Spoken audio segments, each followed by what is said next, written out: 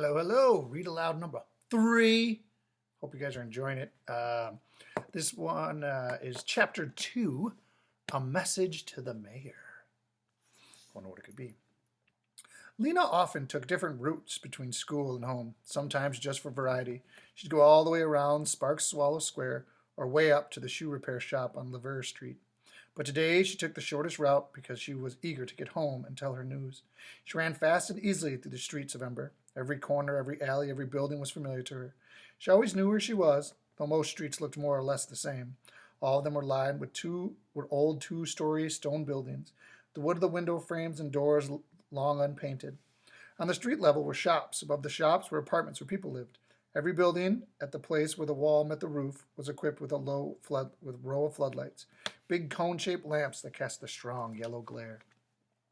Stone walls, lighted windows, lumpy, muffled shapes of people. Lena flew by them. Her slender legs felt immensely strong, like the wood of a bow that flexes and springs. She darted around obstacles, broken furniture left for the trash heaps or for scavengers, stoves, refrigerators that were past repair. Peddlers sitting on the pavement with their wares spread out around them. She leapt over cracks and potholes. When she came to Hafter Street, she slowed a little. The street was deep in shadow. Four of its street lamps were out and had not been fixed. For a second, Lena thought of the rumor she had heard about light bulbs, that some kinds were completely gone. She was used to shortages of things, everyone was, but not of light bulbs. If the bulbs of the street lamps ran out, the only lights would be inside the buildings. What would happen then? How could people find their way through the streets in the dark? Somewhere inside her, a black worm of dread stirred. She thought about Dune's outburst in class. Could things really be as bad as he said? She didn't want to believe it. She pushed the thought away. As she turned on Budlow Street, she sped up again. She passed a line of customers waiting to get into the vegetable market, their shopping bags draped over their arms. At the corner of Oliver Street, she dodged a group of washers trudging along with bags of laundry, and some movers carrying away a broken table. She passed a street sweeper shoving dust around with his broom. I'm so lucky, she thought, to have the job I want, and because of Dune Harrow of all people. When they were younger, Lena and Dune had been friends. Together they explored the back alleys and dimly lit edges of the city. But in the 4th year of school, they began to grow apart. It started one day during the hour of free time, when the children in their class were playing on the front steps of the school. I can go down 3 steps at a time, someone would boast. I can hop down on 1 foot, someone else would say. The others would chime in. I can do a handstand against the pillar. I can leapfrog over a trash can. As soon as one child did something, all the rest would do it to prove they could. Lena could do it all, even when the dares got wilder. She yelled out the wildest one of all. I can climb the light pole. For a second, everyone just stared at her, but Lena dashed across the street, took off her shoes and socks, and wrapped herself around the cold metal of the pole. She pushed with her bare feet. She inched upward. She didn't get very far before she lost her grip and fell back down. The children laughed, and so did she. I didn't say I'd climb to the top, she explained. I just said I'd climb it. The others swarmed forward to try. Lizzie wouldn't take off her socks. Her feet were too cold. She said she kept sliding back. 40 Penn wasn't strong enough to get more than a foot off the ground. Next came Dune. He took his shoes and socks off, placed them neatly at the foot of the pole. Then he announced in a serious way, I'm going to the top. He clasped the pole and started upward, pushing with his feet. His knees sticking out to the sides, he pulled himself upward, pushed again. He was higher now than Lena had been, but suddenly his hand slid and he came plummeting down. He landed on his bottom with his legs poking up in the air. Lena laughed. She shouldn't have. He might have been hurt, but he looked so funny that she couldn't help it. He wasn't hurt. He could have jumped up, grinned, and walked away, but Dune didn't take things lightly. When he heard Lena and the others laughing, his face darkened, his temper rose in him like a hot water. Don't you dare laugh at me, he said to Lena. I did better than you did. That was a stupid idea anyway, a stupid, stupid idea to climb the pole. And as he was shouting, red in the face, their teacher, Miss Polster, came out on the steps and saw him. She took him by the shirt collar to the school's director's office, where he got a scolding he didn't think he deserved. After that day, Lena and Dune barely looked at each other when they passed in the hallway. At first, it was because they were fuming about what happened. Dune didn't like being laughed at, and Lena didn't like being shouted at. After a while, the memory of the light pole incident faded, but by then, they had got out of the habit of friendship. By the time they were 12, they knew each other only as classmates. Lena was friends with Vindy Chance and Orly Gordon, and most of all, red-haired Lizzie Biscoe, who could run almost as fast as Lena and could talk 3 times faster. Now as Lena sped home, she felt immensely grateful to Dune and hoped he'd come to no harm in the pipeworks. Maybe they'd be friends again. She liked to ask him about the pipeworks. She was curious about it. When she got to the Greystone Street, she passed Clary Lane, who was probably on her way to the greenhouses. Clary waved her and called out, "What job?" And Lena called back, "Messenger," and ran on. Lena lived on Quilliam Square, over the yarn shop run by her grandmother. When she got to the shop, she burst through the door. Granny, Granny, I'm a messenger. Granny's shop had once been a tidy place, where each ball of yarn, spool of thread, and its spots were in cubby holes that lined the walls. All the yarn and thread came from old clothes that had gotten too shabby to be worn. Granny unraveled sweaters and picked apart dresses and jackets and pants. She wound the yarn into balls and thread onto spools, and people bought them to use in the market in making new clothes. These days the shop was a mess. Long loops and strands of yarn dangled out of the cubby holes, and the browns and grays and purples were mixed in with the orcas and the olive greens and the dark blues.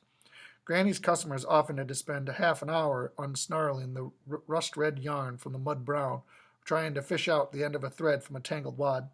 Granny wasn't much help. Most days she just dozed behind the counter in her rocking chair. That's where she was when Lena burst in, her news. Lena saw that Granny had forgotten to knot up her hair that morning, standing out from her head in a wild white frizz.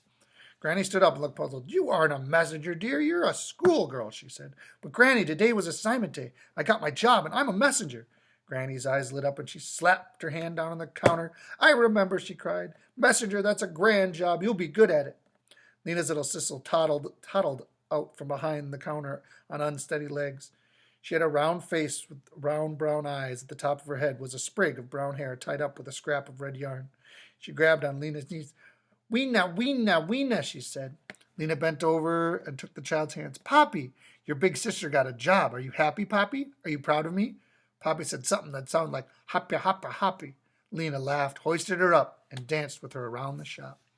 Lena loved her little sister so much that it was like an ache under her ribs. The baby and Granny were all the family she had now. 2 years ago, when the coughing sickness was raging through the city again, her father had died. Some months later, her mother, giving birth to Poppy, had died too. Lena missed her parents with an ache that was as strong as she felt for Poppy, only it was a hollow feeling instead of a full one. When do you start? Asked Granny. Tomorrow, said Lena. I report to the messenger center at 8 o'clock. You'll be a famous messenger, said Granny, fast and famous. Taking Poppy with her, Lena went out to the shop and climbed the stairs to the apartment. It was a small apartment, only 4 rooms, but there was enough stuff in it to fill 20. There were things that had belonged to Lena's parents, her grandparents, and even their grandparents. Old, broken, cracked, threadbare things that had been patched, repaired dozens of hundreds of times. People in Ember rarely threw anything away. They made the best possible use of what they had. In Lena's apartment, layers of worn rugs, carpets covered the floor, making it soft but uneven underfoot. Against one wall squatted a sagging couch with round wooden balls for legs, and on the couch were blankets and pillows, so many that they had to be tossed on the floor before you could sit down. Against the opposite wall stood 2 wobbly tables that held a clutter of plates and bottles, cups and bowls, unmatching forks and spoons, little piles of scrap paper, bits of string wound up in untidy wads, and a few stubby pencils.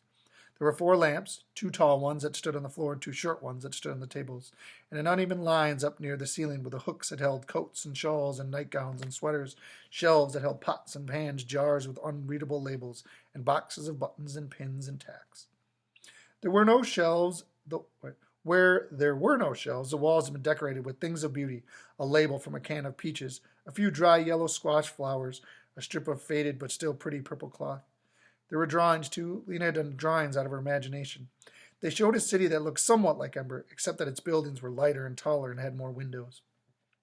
One of her drawings had fallen to the floor. Lena retrieved it and pinned it back up. She stood for a minute, looked at the pictures. Over and over she'd drawn the same city. Sometimes she drew it as seen from afar. Sometimes she chose one of the buildings and drew it in detail. She put in stairways and street lamps and carts. Sometimes she tried to draw people who lived in the city, though she wasn't good at drawing people. The heads always came out too small, and their hands looked like spiders. One picture showed a scene in which people in the city greeted her when she arrived, the first person she had ever seen to come from elsewhere. They argued with each other about who should be the first to invite her home. Lena could see the city so clearly in her mind, she almost believed it was real. She knew it couldn't be, though. The book of City of Ember, which all children studied in school, taught otherwise. The City of Ember was made for us long ago by the builders. The book said, "It is the only light in a dark world. Beyond Ember, the darkness goes on forever in all directions." Lena had been to the outer border of Ember. She had stood at the edge of the trash heaps and gazed in the darkness beyond the city, the unknown regions. No one had ever gone far into the unknown regions, or at least no one had ever gone far and returned. And no one had ever arrived in Ember from an unknown region either. As far as anyone knew, the darkness did go on forever. Still, Lena wanted the other city to exist in her imagination. It was so beautiful and it seemed so real. Sometimes she longed to go there and take everyone in Ember with her. But she wasn't thinking about the city right now. Today was a happy to be right where she was. She sat Poppy on the couch. Wait there, she said. She went into the kitchen, where there was an electric stove and a refrigerator that no longer worked and was used to store glasses and dishes so Poppy couldn't get at them. Above the refrigerator were shelves holding more pots and jars, more spoons and knives, a wind-up clock that Granny always forgot to wind, and a long row of cans. Lena tried to keep the cans in alphabetical order so she could find what she wanted quickly, but Granny always messed them up. Now she saw there were beans at the end of the row and tomatoes at the beginning. She picked up a can labeled baby drink and a jar of boiled carrots, opened them, poured the liquid into the cup and the carrots into a little dish, took these back to the baby on the couch. Poppy dribbled baby drink down her chin. She ate some of her carrots and poked the others between the couch cushions. For a moment, Lena felt almost perfectly happy. There was no need to think about the fate of the city right now. Tomorrow, she'd be a messenger. She wiped the orange goop from Poppy's chin. Don't worry, she said. Everything will be all right. The messenger's headquarters was on Cloven Street, not far from the back of the gathering hall. When Lena arrived the next morning, she was greeted by the messenger captain, Alias Fleary, a bony woman with pale eyes and her hair color of dust. Our new girl, said Captain Fleary to the other messengers, a cluster of 9 people who smiled and nodded at Lena. I have your jacket right here, said the captain. She handed Lena the red jacket like the one all the messengers wore.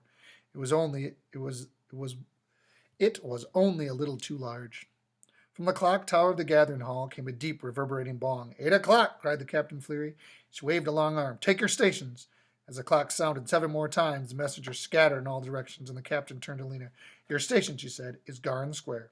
Lena nodded and started off, but the captain caught her by the collar. I haven't even told you the rules, she said. She held up a knobby finger. 1. When a customer gives you a message, repeat it back to make sure you have it right. 2. Always wear your red jacket so people can identify you. 3. Go as fast as possible. Your customers pay 20 cents for every message, no matter how far you have to take it. Lena nodded. I always go fast, she said. 4, the captain went on. Deliver a message only to the person it's meant for, no one else. Lena nodded again. She bounced a little on her toes, eager to get going. Captain Flurry smiled. Go, she said, and Lena was off. She felt strong and speedy and sure-footed. She glanced at her reflection as she ran past the window in the furniture repair shop. She liked the look of her long dark hair flying out behind her, her long legs in their black socks, and her flapping red jacket. Her face, which never seemed especially remarkable, looked almost beautiful because she was so happy. As soon as she came to Garden Square, a voice cried, Messenger! Her first customer. It was old Natty Prynne calling to her from her bench where she always sat. There goes to the ravening parson, 18 Silverton Square, she said. Bend down. She bent down so that her ear was close to the whiskery mouth. The old man said in a slow, hoarse voice, My stove is broken. Don't come for dinner. Repeat. Lena repeated the message. Good, said Natty Pine. He gave Lena 20 cents, and she ran across the city to Silverton Square, where she found Raviton Parsons, also sitting on the bench. She recited the message to him. Old turnip-head, he growled. Lazy old flea face. He just doesn't feel like cooking. No reply. Lena ran back to Garden Square, passing a group of believers on the way. They were standing in a circle, holding hands, singing one of their cheerful songs. It seemed to Lena that there were more believers than ever these days.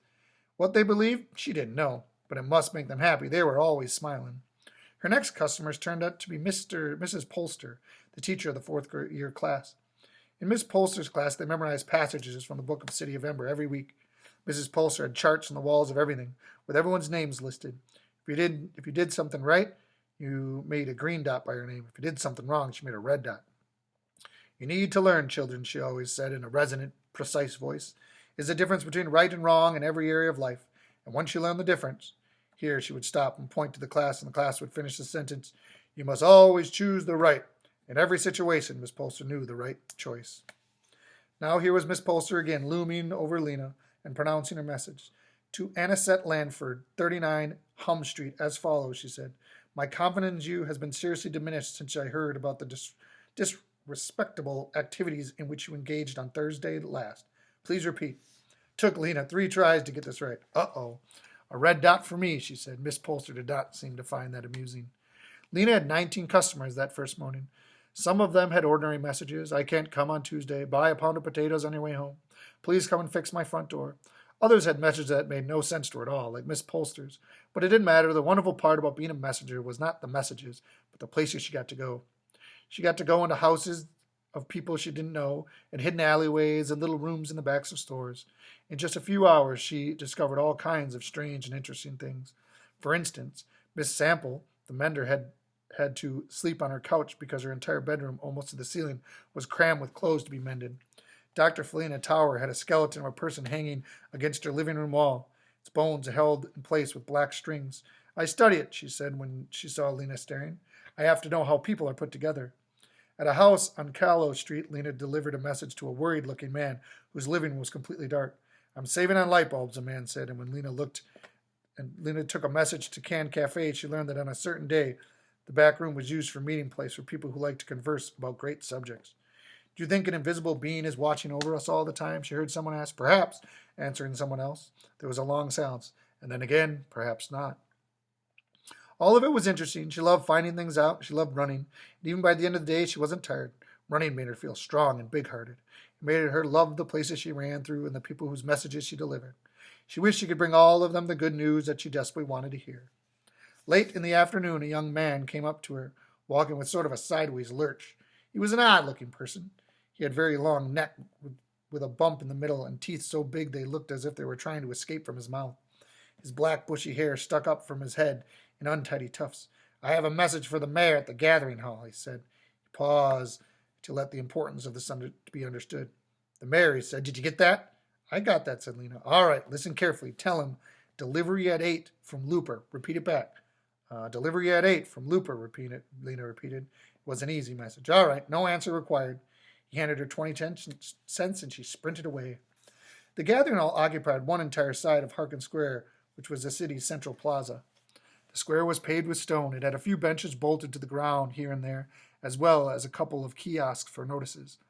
Wide steps led up to the gathering hall, and fat columns framed its big door. The mayor's office was in the gathering hall. So were the offices of the clerks who kept track of which buildings had broken windows, what street lamps needed repair, and the number of people in the city. There was an office of the timekeeper who was in charge of the town clock, and there were offices of the guards who enforced laws of Ember, now and then putting pickpockets or people who got in fights into prison room. A small one-story structure with a sloping roof that jutted out from the side of the building. Lena ran up the steps and through the door into the broad hallway. On the left was a desk. At the desk sat a guard. Barton Snood, assistant guard, said a badge on his chest. He was a big man with his wide shoulders, brawny arms, and a thick neck, but his head looked as if it didn't belong to his body. It was small and round and topped with a fuzz of extremely short hair. His lower jaw jutted out and moved a little from side to side, as if it were chewing on something. Then he saw Lena. His jaw stopped moving for the moment, and his lips curled upward in a very small smile. Good day, he said. What business brings you here today? I have a message for the mayor. Very good, Barton Snood heaved himself to his feet. Step this way. He led Lena down the corridor and opened the door marked reception room. Wait here, please, he said. The mayor is in the basement office on a private business. He will be up shortly. Lena went inside. I'll notify the mayor, said Barton Snood. Please have a seat. The mayor will be right with you, or pretty soon. He left, closing the door behind him. A second later, the door opened and the guard's small, fuzzy head reappeared. What is the message? He asked. I have to give it to the mayor in person, said Lena. Of course, said the guard. The door closed again. He doesn't seem very sure about things, Lena thought. Maybe he's new to his job. The reception room was shabby, but Lena could tell that it had once been impressive. The walls were dark red with brownish patches where the paint was peeling away. In the right-hand wall was a closed door. An ugly brown carpet lay on the floor, and it stood a large armchair covered in itchy-looking red material, and several smaller chairs. A small table held a teapot and some cups, and a larger table in the middle of the room displayed a copy of the Book of the City of Ember, lying open as if someone was going to read from it. Portraits of all the mayors of the city since the beginning of time hung on the walls, staring solemnly from behind pieces of old window glass. Lena sat in a big armchair and waited. No one came. She got up and wandered through the room. She bent over the Book of the City of Ember and read a few sentences. The citizens of Ember may not have luxuries, but the foresight of the builders who filled the storerooms at the beginning of time has ensured that they will always have enough. Enough is all that a person of wisdom needs. She flipped a few pages. The gathering hall clock, she read, measures the hours of night and day and must never be allowed to run down. Without it, how would we know when to go to work and when to go to school? How would the light director know when to turn the lights on and when to turn them off again? It is the job of the timekeeper to wind the clock every week and to place the date sign in Harkin Square every day. The timekeeper must perform these duties faithfully. Lena knew not all the timekeepers were as faithful as they should be. She'd heard of one some years ago who often forgot to change the date sign, so it might say Wednesday, week 38, year 227, for several days in a row. There'd even been a timekeeper who forgot to wind the clock so that it might stand at noon or at midnight for hours at a time, causing a very long day or a very long night. The result was that no one really knew any more exactly what day of the week it was, or exactly how many years it had been since the building of the city. They called this year 241, but it might have been 245 or 239 or even 250. As long as the clock's deep boom rang every hour and the lights went on and off more or less regularly, it didn't seem to matter that much. Lena left the book and examined the pictures of the mayors. The seventh mayor, Pod Morthwart, was her she didn't know how many greats, grandfather. He looked quite dreary, Lena thought. His cheeks were long and hollow, his mouth turned down at the corners, and there was a lost look in his eyes. The picture she liked best was of the fourth mayor, Jane Larkett, who had a serene smile and fuzzy black hair. Still no one came. She heard no sounds from the hallway. Maybe they'd forgotten her. Lena went to the closed door to the right-hand wall. She pulled it open and saw stairs going up. Maybe, while she waited, she'd just see where they went. She started upward, and at the top first flight, she closed the door. Carefully, she opened it. She saw another hallway and more closed doors. She shut the door and kept going. Her footsteps sounded loud on the wood, and she was afraid someone would hear her and come and scold her. No doubt she was not supposed to be there. But no one came, and she climbed on, passing another closed door. The gathering hall was the only building in the Ember with 3 stories. She'd always wanted to stand on its roof and look out over the city. Maybe from there it would be possible to see around the city into the unknown regions. If the bright city of her drawings really did exist, it would be out there somewhere. At the top of the stairs she came to the door marked roof. She pushed it open. Chilly air brushed against her skin. She was outside. Ahead of her was a flat gravel surface. About 10 paces away she could see the high wall of the clock tower. She went to the edge of the roof. From there she could see the whole of Ember. Directly below her was Harkin Square, where people were moving this way and that, all of them appearing from the top-down view. More round than tall. Beyond Harkin Square, the lighted windows of the buildings were checkered lines, yellow and black, row after row in all directions. She tried to see farther across the unknown regions, but she couldn't. At the edge of the city, the lights were so far away that it was kind of a haze. She could see nothing beyond them but blackness. She heard a shout from the square below. "Look!" came a small but piercing voice. "Someone's on the roof!" She saw a few people stop and look. "Who is that? What is she doing up there?" someone cried. More people gathered until a crowd was standing on the steps of the gathering hall. They see me, Lena thought, and it made her laugh. She waved to the crowd and did a few steps from a bugfoot scurry dance she'd learned on Cloven Square Dance Day. They laughed and shouted some more. Then the door behind her burst open and a huge guard with a bushy black beard was suddenly running toward her. "Halt!" he shouted, though she wasn't going anywhere. He grabbed her by her arm. "What are you doing here?" "I was just curious," said Lena in her most innocent voice. I wanted to see the city from a roof." She read the guard's name badge. It said Reg Stabmark, Chief Guard. "Curiosity leads to trouble," said Reg. He peered down at the crowd. "You have caused commotion." He pulled her towards the door and hustled her down all 3 flights of stairs. But when they came into the waiting room, Barton Snood was standing there looking flustered, his jaw twitching from side to side. Next to him was the mayor. "A child causing trouble, Mayor Cole," said the chief guard. The mayor glared at her. "I recall your face from assignment day. Shame, disgracing yourself in a new job." "I didn't mean to cause trouble," said Lena. "I was looking for you so I could deliver a message." "Shall we put her in prison room for a day or two?" asked the chief guard. The mayor frowned. He pondered a moment. "What is the message?" he said. He bent down so that Lena could speak into his ear. She noticed that he smelled a little of overcooked turnips. "Delivery at 8, Lena whispered, "from Looper." The mayor smiled a little smile. He turned the guard. "Just a child's annex," he said. "We will let it go this time. From now on," he said to Lena, "behave yourself." "Yes, Mr. Mayor," said Lena. "And you," said the mayor, turning to the assistant guard and shaking a thick finger at him, "watch visitors much more carefully." Barton Snood blinked and nodded. Lena ran for the door. Outside, the small crowd was still standing by the steps. A few of them cheered as Lena came out. Others frowned at her and muttered words like mischief and silliness and show-off. Lena felt embarrassed suddenly. She hadn't meant to show off. She hurried past out onto Otterville Street and started to run. She didn't see Doone, who was among those watching her. He had been on his way home from his first day in the pipeworks when he'd come across the cluster of people gazing up at the roof of the gathering hall and laughing. He was tired and chilly. The bottoms of his pants' legs were wet, and the mud clung to his shoes and smeared his hands. When he raised his eyes and saw the small figure next to the clock tower, he realized right away it was Lena. He saw her raise her arms and wave and hop about. For a second, he wondered if what it would be like to be up there, looking out over the city, laughing and waving. When Lena came down, he wanted to speak to her, but he knew he was filthy looking, and she would ask him a question he didn't want to answer. She turned away, walking fast. He headed for home. And that was chapter 2. Did anyone notice her great-grandfather was the mayor number 7? Mayor number 7. Is that important?